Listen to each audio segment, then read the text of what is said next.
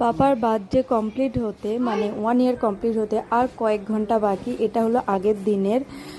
তো বিকেলবেলা বেরিয়ে পড়েছি। দেখো একটা ব্যাগ নিয়ে নিয়েছি, তাতে জল আর ছাতা অবশ্যই এই সময় মাস্ট। তো নিয়ে বেরিয়ে পড়েছি। এখন একটা ওর জন্য ড্রেস কিনবো, আর এটা হয়ে গেলে তারপরে বার্থডের জন্য একটা কেক নেব, আরও কিছু সাজানো জিনিস নেব, নিয়ে তারপরে ফিরবো।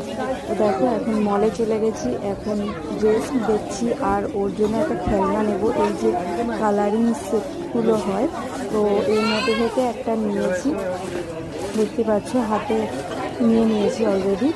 তো এখন এবার নিয়ে একটা ড্রেসও নেওয়া হয়ে গেছে। এবার আমরা এখান থেকে বেরিয়ে পড়বো। তো টুকটাকি কিছু দেখছিলাম।